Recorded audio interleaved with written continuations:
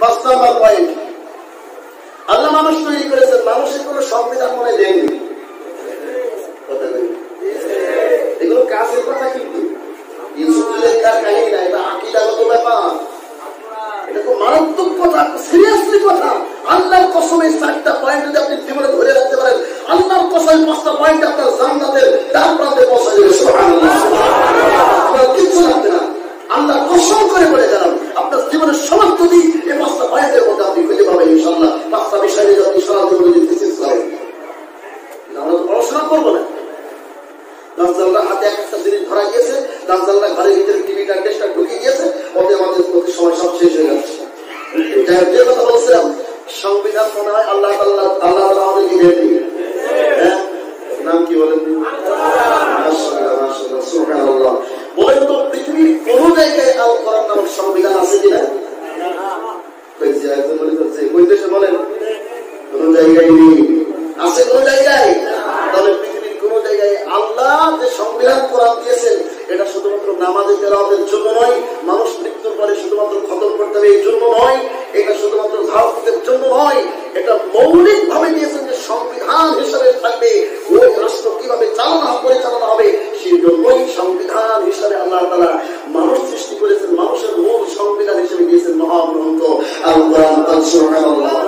আল্লাহ তাআলা বললেন, ওয়ানাজ্জালনা আলাইকাল কিতাবা তিবয়ানান লিকুল্লি শাইইন ওয়া হুদান ওয়া রাহমাতান ওয়া বুশরা লিল মুসলিমিন। আল্লাহু আকবার। আল্লাহ তাআলা আয়াতের মধ্যে বললেন, ওয়ানাজ্জালনা আলাইকাল কিতাব, ওখানে নবীজি তোমার উপরে যে কিতাব আমি নাযিল করেছি, তিবয়ানান লিকুল্লি শাইইন, প্রত্যেকটি বিষয় ব্যাখ্যা দিয়েছি। সুবহানাল্লাহ।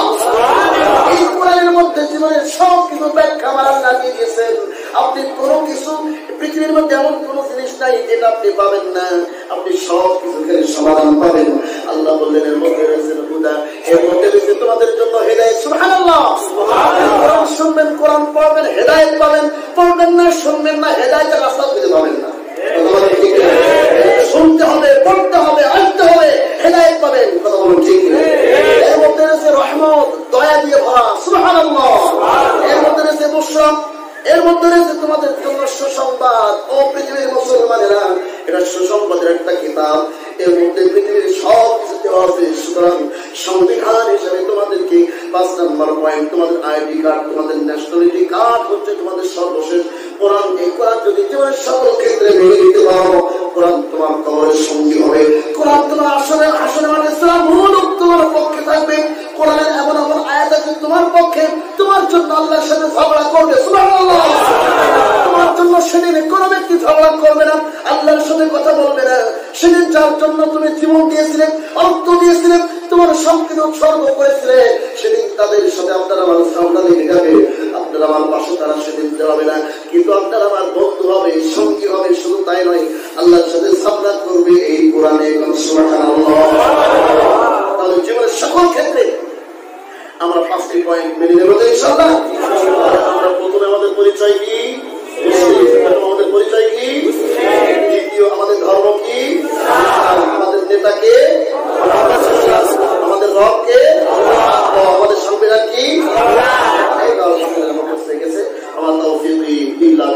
আমার ভাই, আমার বন্ধুরা, আলোচনা দীর্ঘায়িত বেশি লম্বা করা যাবে না, বলার টাইম একটু বসবাসা। যতটুকু বলেছি যদি আপনারা বুদ্ধিমান হন, এতটুকুই যথেষ্ট। তখন কোন কথা বলাবে কিছুই বলা যায় না। আমি তো ভাবছিলাম কি অফ করবানি, কোনটা বলবানি, কোন প্রস্তুতি নেই। বাচ্চাদের পড়াতে পড়াতে নিজের পড়াশোনা করার সুযোগ পাইনি, এমন একটা অবস্থা।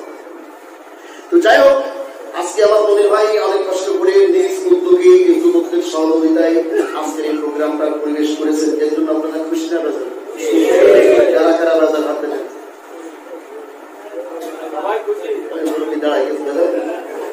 আলহামদুলিল্লাহ, সবাই খুশি। আসলে আমরা ভালো ভালো জিনিস পেয়েছি, রোহের করা, ইমানের করার কথা বলো ঠিক কিনা?